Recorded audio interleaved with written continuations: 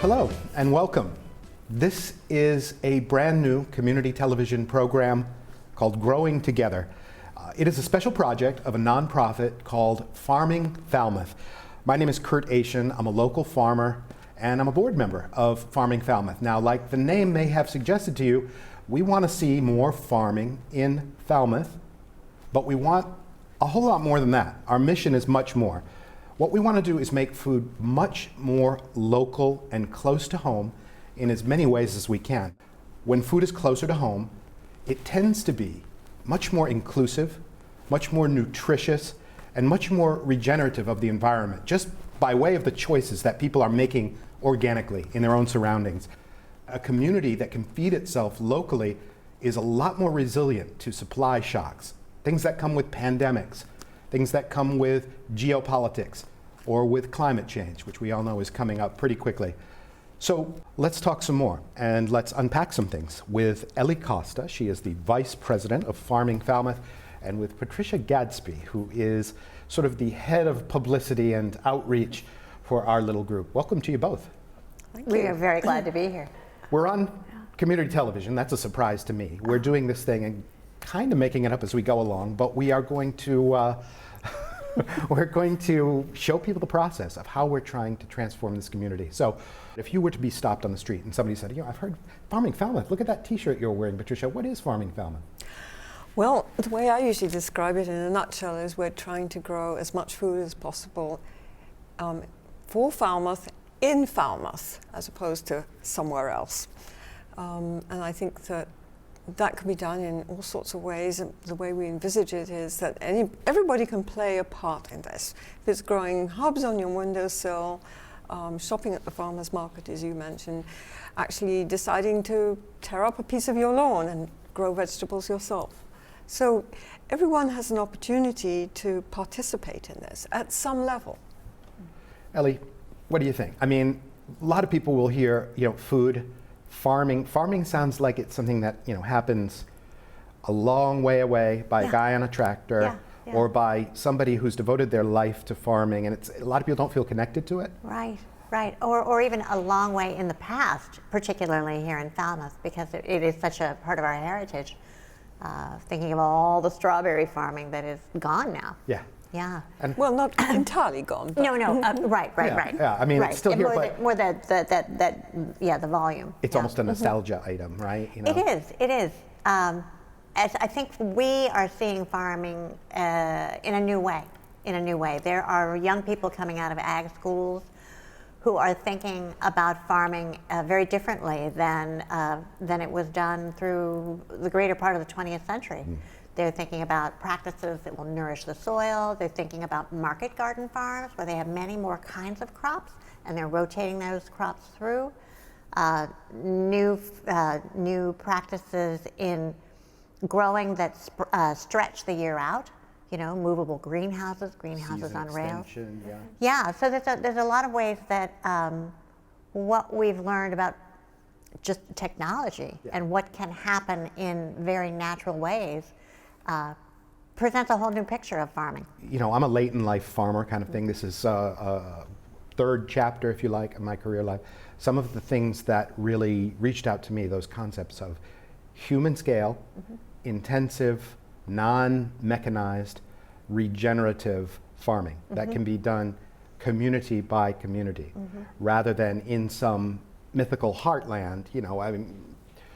I don't want to set myself up in opposition necessarily to that kind of farming system, but it can be more marbled, more distributed in individual communities, and the quality of food tends to go up when food is distributed into communities.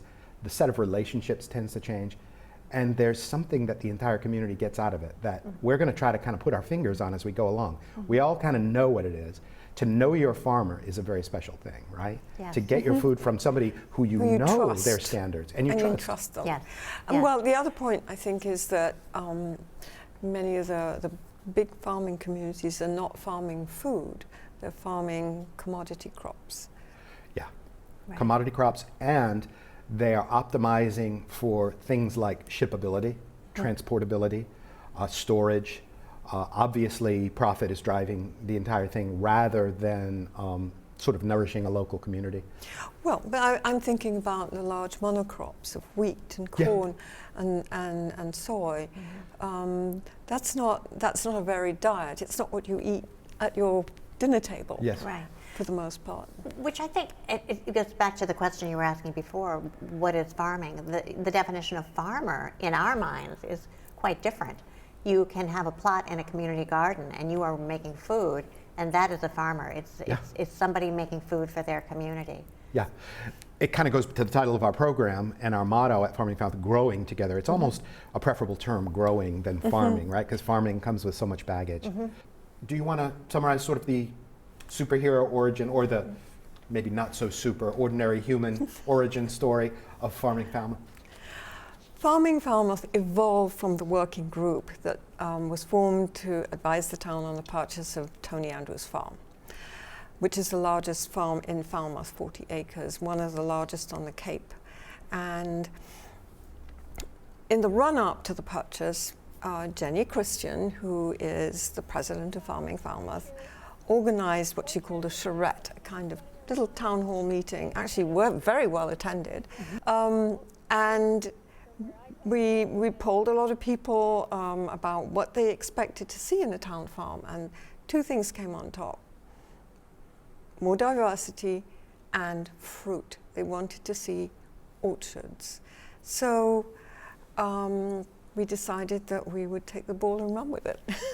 And now there is a full-on, well, the beginnings of a pretty serious orchard on the Andrews property. That's right, the community orchard. The community orchard in the making, not just, what is it, apples, but we also have a little pawpaw orchard now. Right.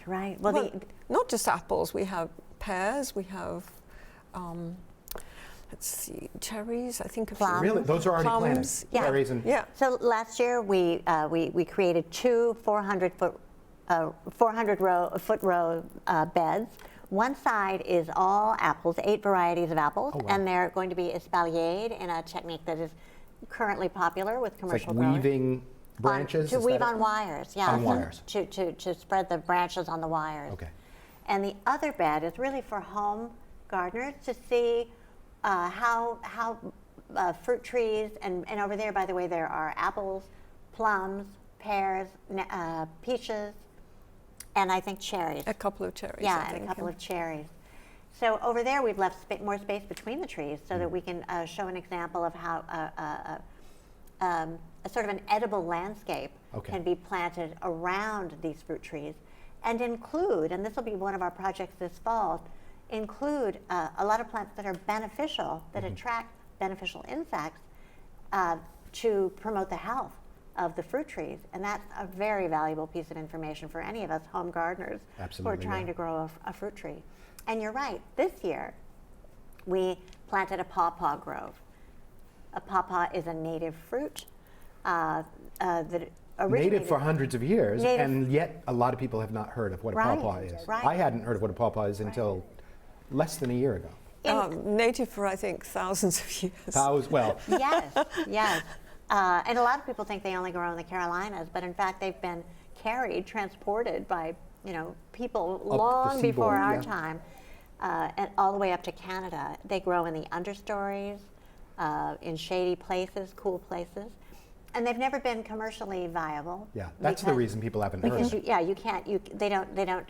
Once you pick them, you have to eat them. They're not gonna- They're very similar to Asian fruits that Right. don't transport well, they don't Yeah. keep What well. I've read about pawpaws is that the best time to eat it is when it's like mega ripe. In other words, you can barely move it. Never mind put it in a box Right. and ship it across the country. Right. It's got to be almost black. Yeah, you know? I hear it described like a custard. Yeah. A custardy mango banana kind of thing. Uh-huh. So let's just talk quickly about what else we've done. The orchard. Farming Falmouth is sort of the umbrella organization for community gardens. And we work with people to establish the locations of the gardens as well. So the first, the Marina F. Andrews Community Garden on Andrews Farm Yeah. was originally located elsewhere in Falmouth. It was next to the Falmouth Service Center. And there came a point where they had to move. And this was actually the first action that Farming Falmouth It took, was, yeah. was to facilitate having that garden move. That sounds like a lot of logistics to. How many plots were there next to the service center? Dozens? I don't know back then. Yeah. I know that there are 75 out there Now. now. Actually, there might be a few more now added this year. Yeah, I think they added some. And then the second one is called Emeralds. Emerald House Community Garden, Yeah. which is on the, again, owned by the town. It was an old strawberry farm, where the house is now the Cape Cod, Cape Verdean Museum and Cultural Center. So it was a Cape Verdean family that originally farming there, the emeralds. They, in fact, that garden went to the town this year and got permission to double in size. So last year was their first year, and they had 30 beds. Now they've got 30 plots. So we are also looking for more locations, and next year there will be a community garden at Peterson Farm. Right. So each time a new garden is established, members of Farming Falmouth reach out. In particular, I want to give a shout out and a lot of credit to somebody named Dick Pooley, Yeah. who really leads this community garden effort. Our community guardsman, kind of Obi-Wan. He really is. He You really know. is. He's so dedicated to it, and he finds then a group of people that want to manage that garden, work the beds, and they become their own little self-governing body, each of the committees for each of the gardens. And there's way more people that want to do this, want to work in a little community garden plot, than there are community garden plots right now, right? Yes, we have waiting lists. Yeah. What do people get out of it? Why do people want to give up a good day of loafing to community garden? Well, I think the charms of community gardens is that, especially if you're not used to growing a lot of food, that you're growing with other people. It's growing together again. This idea that you can see what other people are doing. You can consult people. There's a real, community is baked right into the name, but there's like a camaraderie. You've got a plot that's about four times the size of this coffee table barely, which actually can grow a lot of stuff. Yes, I think that's one of the lessons. People see how much they can grow in a small space. Yeah. Sharing resources, sharing their advice. I'm aware there's a person named Warren Collins who is at the Marina F. Andrews Community Garden again, who organizes talks for the gardeners and invites the Emerald House gardeners to come over to listen to Russ Norton, for example, our agricultural extension agent, talk about pest management and... It's a civic space, basically. Yeah. In addition to all the food and the digging and all that It stuff. is a community. It's a community, It is. and it's a space where people can talk to each other regardless, whether it's about plants I or had to anything. go out there recently on a Friday evening to check on the pawpaws to make sure they were getting the water that they needed. And it happened there were 5 or 6 of the community gardeners there in that late afternoon light. It was a beautiful summer evening. They were admiring what each other had done in their gardens.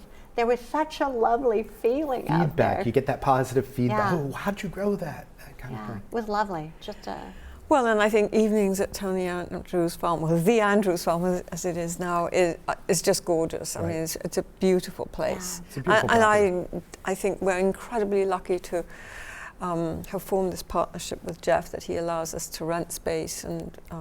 He's very we do generous. lease space, but we don't rent. We well, don't pay. no, we but don't. We lease. We sublease. Yes, sorry, Sublease. I misspoke. I don't want people thinking we're paying for No, the no, orchard. no. But In he's fact, allowed us to use. Jeff is sharing the land, and in fact, the building of that orchard, and every project is only volunteers. I mean, And Jeff also and helping Jeff, us prepare the land. and Jeff as a major volunteer. Yeah. So it's- all of this that's happening. It's a fantastic platform. volunteer. He's very generous, Yeah. and it's great to be sort of allied with him like this. Let's talk a little bit about this Falmouth Food System Assessment, which has been underway. It's a real nitty-gritty undertaking. It's a real data-intensive, hardcore research project, which is doing what, Ellie? So I want to give credit. It was initiated and is being carried out by board member Tyler Barron. Patricia is actually the best one at defining a food system. Okay. Do you want to give it a go, or do you want me Sometimes to repeat? You called a go food ahead. shed, right? People So throw I'm around. learning from Patricia. So a food system is really, it's what we think of when we think of everything that from the farm or the sea, everything that is involved in terms of resources, transportation, what it took to create or to catch, everything involved from the farm and the sea to getting that food to your plate. Yeah. That's an entire system. A full map. It's Yeah. like a mind map in a way in terms of, yeah, it involved transportation and distributors and all kinds of things. So Tyler felt strongly, and we all agreed. And by the way, we got a very generous grant from the Woods Hole Foundation to do this work.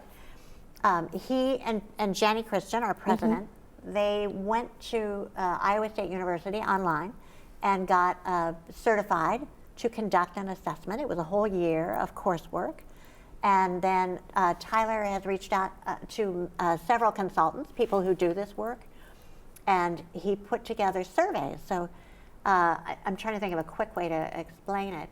He chose 3 groups of stakeholders and had in-session meetings with them.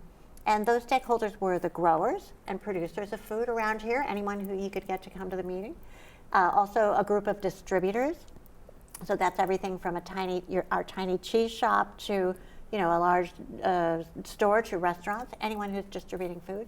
And then affiliates, which are organizations like us that are connected to the food system, Buy Fresh, Buy Local. Even the Falmouth Enterprise came because they report on these things. So anything related, that was the affiliates. I actually invited Tyler to the farm where I work to sit down and to tell us a little bit in his own words about what this food needs assessment is about. Let's take a look at that right now.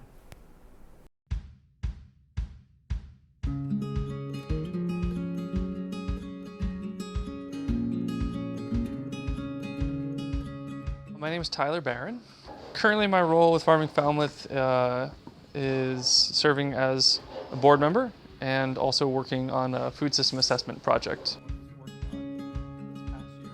It's a project designed to evaluate and determine the strengths and challenges that we see within Falmouth as it relates to how people grow, buy, and consume food.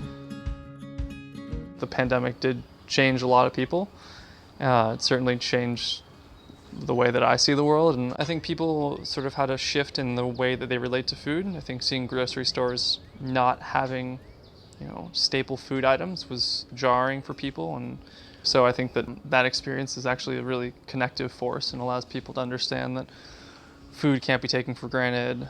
I think a lot of people were driven to want to produce their own food in light of this, and I think that people need the sort of support in the form of services that help them understand how to grow food, where to grow food, essentially having some form of accompaniment with your average person around how they can grow food at their house. Farmers are interested in being supported. Indeed, they need to be supported in order to survive. They're competing with a lot of strong forces that can easily outcompete those interests. And a lot of these farmers are small and, barely have employees, or if they have employees, a few employees, and they have clearly demonstrated an interest in a sort of food hub entity, which would provide a location or infrastructure for aggregation of food, commercial kitchen, essentially shared services and resources that they can't individually purchase or provide for themselves. Grocery stores and restaurants are certainly in need of employees, and a lot of them are searching for local food options but don't have access to a distribution center that this food hub might provide. So there's a lot of connections that need to be made. So you've decided you want to take the survey. Congratulations. You will go to your web browser on your phone or desktop and type in bit.ly/FFS2022. We're offering an incentive of up to $150 that someone will be awarded, and this is just a way to get people to tip people over the edge, or to push people into actually taking it with that incentive. And then at the end, you'll be asked to fill out a contact form. The whole survey will be anonymous, but once you fill out the contact form, that's our way of getting in touch with you, because we don't want your answers to be connected to your name. Contributing to the survey is a way to engage with the community and to engage around an issue that, you know, everyone's life is intimately linked with, because we all eat food. So that's Tyler Barron, who is heading up the Falmouth Food Needs Assessment. And you can learn more about that by going to farmingfalmouth.org, and we'll tell you even more if you want to know. Let's take a second, and we should thank some of the people. You've already done that with the generous grant that Tyler got through the Woods Hole Foundation. We want to thank our friends here at FCTV. We've thanked Jeff Andrews. And worked with the Falmouth Foundation, who The Falmouth Fund. Falmouth Fund, Yeah, the sorry, Falmouth which is Fund. part of the Cape Cod Foundation. That's right. Which Underwrote this series. underwrote this series, Mhm. right? So we're getting And some. not only this series, but the videos that you're making, the educational videos, which we will see parts of on this program, but which will be available on YouTube. Right, those will be sort of separate long form things. We'll do this show with themes and with people talking, but we'll also include these workshops, kind of C-SPAN style, for people who really want to drill down. We've already got one online now, which is the pruning workshop we did with John Clements. Pruning fruit trees. Pruning Yeah. fruit trees, how appropriate. You know, we'll use that knowledge on the orchard, right? And that's in long form on YouTube, so check that out. And Next up, planting a pawpaw grove. we have the pawpaw stuff. Yeah. That'll eventually hit YouTube. Mushrooms. Yeah, Willie we Crosby did- came and taught 50 people, in fact. There were so many people who wanted to participate. We had to make 2 sessions. Tuesday morning and afternoon. Right, so we brought the logs, he brought the mycelium, and showed people how to inoculate hardwood logs so they can grow their own shiitake mushrooms. Yeah, I still have my log. Do you have your logs? Yes. Absolutely. So my log's sitting in the tool shed, and it's like a full year. And then next year, next summer, we're all gonna We're all supposedly gonna have have shiitake shiitakes. mushrooms Yeah. popping up out of our log. Yep. Well, Ellie can speak to that because she's a pro at this. She's Well, already done it. I am in my 4th year. I have quite a few. Is that 4 shiitake. logs now? No. I think I probably have 15 or 20 Whoa. logs. Although some of them are getting old, but Okay. yeah. So once you cut the shiitakes, does another one come up behind it, or? And it could, not necessarily. It's usually gonna find someplace else to come out on the log. Okay. Yeah. All right, all right. What else have we got going on? Oh, of course. We do community service. Well, That's your baby, isn't it? Share Your Bounty is my baby. And this really started during the pandemic when everybody started to talk about growing either a bigger garden or starting a garden. And I thought, gosh, there's going to be a lot of produce later in the summer. Yeah. So the service centre has been collecting or food that people at the market like to donate, which is to say the vendors at the market donate at the end of market day. And so there was a mechanism in place already at the market for getting food collected and then into the hands of the service centre. So I thought, why not collect backyard growers' food? Sure. And that actually took off in the first year. And This Share Your Bounty has worked in tandem with that same summer. We were blessed with a new board member, Katrina Nevin, who very much wanted to start a gleaning program. Okay. So she went to Pariah Dog Farm, which is down the road from her, and asked Matt, could we begin to glean here? And Matt said yes. So between the gleaning, which happens about once a week, and that food is taken straight to the service center, or no, that's right, it's given straight to the service center. Between the gleaning and Share Your Bounty, the first year we collected over 2,000 pounds of fresh produce. So that was the inaugural year. That's Last amazing. summer, the second summer, we collected over 6,000 pounds. Whoa. 6,000 pounds of fresh produce. I was Yeah. there on one of those gleaning things. It's amazing how much stuff is, after the harvest, after the market harvest, Yeah. how much stuff is just still there, just because it takes a little too much time, to get, or it wasn't quite sized up yet. Maybe a week or two later, it's sized Yeah. up. And in this model of a market garden farm, the farmer is looking, it's like, oh, Time is money. it's time Yep, for me to put my absolutely. next crop in. Sure. So whatever's left here, I just have to, Yeah. yeah, or plow it under, right? Right. Which nourishes nourishes the soil. Yes. Sure. But it's really a good feeling to be able to share that with people. And who we brought a want truck. it. We had a truck full of eggplant and all of this other stuff. Kale, I think. Kale, eggplant, Pumpkins. pumpkin, lots of Yeah. tomatoes, green beans, Yeah. potatoes. Yeah. And that's great. And that goes straight to the service center from literally up the road. We were talking about the connection to your food web and your farmers and who grew your food. Yeah, and that's the most nutrient-dense food that you can eat. Right? Yeah. So, and that'll be ongoing this year, gleaning Yes. and Yes. share your bounty. What's the record we have to break? 6,000 this year? 6,000. So we're going for 8,000 this year. Yes, all you backyard gardeners out there, if you have some food to spare, please bring it to the farmers market on Thursdays between noon and 5. Your office coworkers are tired of your zucchini and your tomatoes and your zucchini bread and your ragu sauce and all of that stuff. So bring it to Right. bring it to share your bounty. Yeah. We're going to do this thing. We're going to do our education series. We're going to do our television show. We've got a bunch of themes we want to address. What are some sort of big blue ocean dreams for farming Falmouth? I personally, you alluded to it earlier, I love the whole food not lawns. I think that's a trademarked thing, but it's so descriptive. There's a book called Food Not Lawns.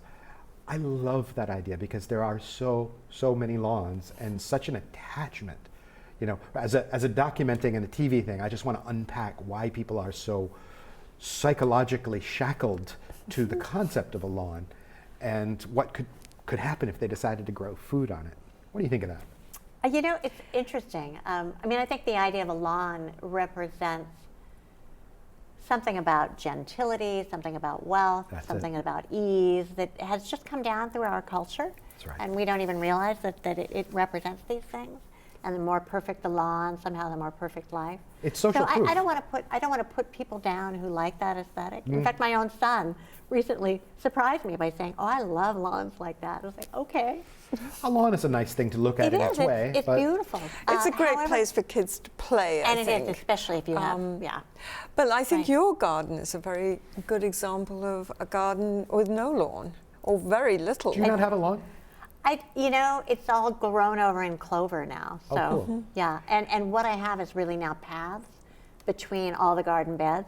So, Most of which grow food. That's well, great. So it's a bit of a food forest in a way. It started as a perennial garden 15 years ago, but I got bitten, maybe as much as you did. 4 years ago, I was volunteering at Pariah Dog for the first time, and I mean, just pulling those potatoes out of the Right. ground knocked me over, and I've been trying to grow as much food in my own garden ever since as I possibly can. So now I grow quite a bit. That's In great. smallish, I call it the teeny tiny farm. Yeah. But there's always something growing, and it's often, where it can fit in on, the end of the perennials or in the middle of the perennials. So, And so the dream, I mean, to continue on that theme, the thing I'd love to do down the road with this program and with this group is maybe pick a few people, a few households that have a lawn, that have a patch that's just this sort of green monoculture that they've never questioned. yeah. And maybe they want to take some baby steps into growing food, and we take them under our wing and we follow them, and maybe we document their progress. I think that's a lovely idea, and I think we can expand it to. So if you think of farming, growing food, you might be thinking of, scrappy-looking pumpkin leaves late in the season. Maybe that's not an aesthetic that appeals to you. But I think that people could support the food system, thinking of their yard as more of a food forest Yes. with perennials that produce food. It doesn't have to look like a farm. It doesn't have to be a zucchini bed. It doesn't have to be that. Not so aesthetic. regimented. Yeah, it could be a food forest where you're really blending edibles together in a very attractive way. Yep. And I think another thing that can support the food system is plant pollinator plants. Sure. Take part of that lawn and devote it to nourishing all the insects that feed our food system. So it might not be, you might be doing a great service to somebody else who's growing food in the neighborhood Right. by Right. having pollinator plants. There's a beautiful byproduct of a truly natural sort of permaculture system, which is wildlife. The birds start to come back, the hummingbirds, the bright colored birds, the orioles, the Yeah. chickadees, and so forth.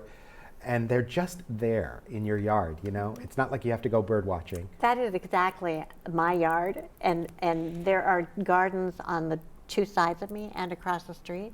It is exactly that. All Yeah. those birds are there. It's amazing. We do have a blue ocean. We do have a huge blue ocean. And we call it Farm Lab. Okay.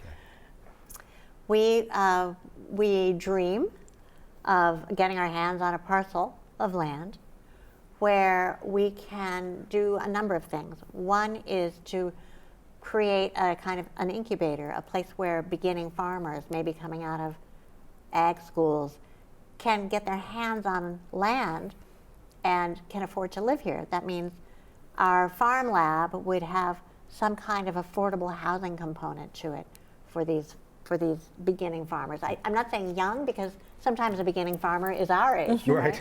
Right. Grower. No offense. No, Right. yeah. Yeah. You're lowering the barrier of entry to that Yeah. world, basically. New entry farmers. We also think that while there's a lot of beautiful farming going on here, that we're seeing all over the world and in all over our country that there are people figuring out how to grow much more and more diverse crops on a very small parcel. So the future of Falmouth's land is that there are only going to be small parcels for farming.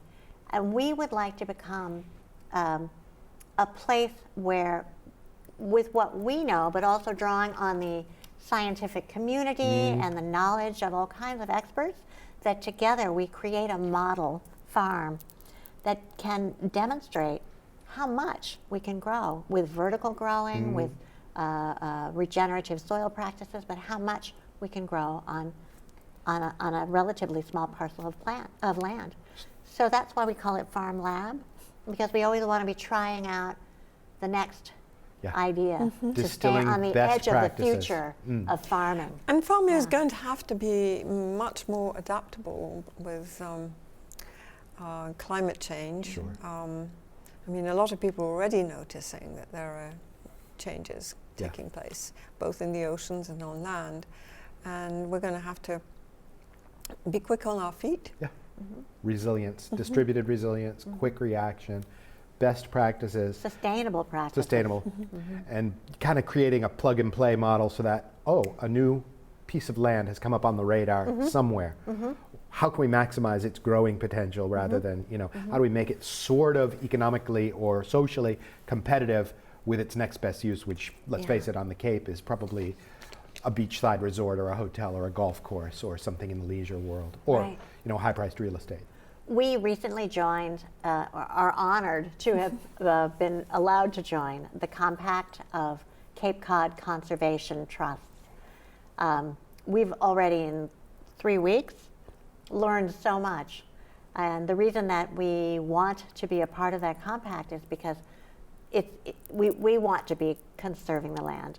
So these small parcels that you're talking about and having it stay in farming is definitely part of our mission. And as we, as a young organization, are growing, this is our, what did you call it, a blue Ocean dream Blue or blue ocean ocean dream. vision? Yeah. Is that we become that entity in this area that is able to rally the people who have the funds to save the land and back us as we make the most of that land. And be the trusted party that somebody goes, here's that piece of land. It would be great if things were growing on it. Farming Falmouth is our ally. You might be in a position where you have farmland, and maybe you're not actively farming it anymore, but you have land that is farmable, and you might want to preserve the landscape, a more rural landscape, and see your property sort of fall into good hands in the future. So if there are people who have land that is farmable and who are thinking about the next generation, we would of course love to hear from you. We would like to hear from you. Well, that's probably where we should leave off. Let me go ahead and tell folks how to learn more. Our website, farmingfalmouth.org. We are Farming Falmouth on Instagram. We are Farming Falmouth on Facebook. Email, for those old-fashioned folks that like to use email still, and there are a lot of them. I still do. info@farmingfalmouth.org. Have I missed anything? YouTube, Farming Falmouth. Right. I think the only thing we've missed is that we are all volunteer, and we have way more. Our mission is so big. We want. If we want you. We want you to volunteer. Yes. So if you Come have get an involved. interest, if you have an interest in any of this, we would love to hear from you. At any scale, because we do these little workshop days. If you want to just dip your toe in, we can hand you a rake, that kind of thing for a few hours. If you want to do more, if you have creative skills, graphic design skills, whatever. Right. There's a place to plug people in, right? Right. If you're interested at all, write to info@farmingfalmouth.org, and we will tell you about the opportunities available to get involved. Let's grow together. That's so beautiful. Ellie Costa, Patricia Gadsby, thank you so much. I'll be seeing you around. I'm Thank you, Kurt Kurt. Achin. That will wrap up our inaugural edition of Growing Together. We're going to be doing a lot of these, and we'll figure it out as we go along. Guys, let's keep growing together. Thank you, Kurt.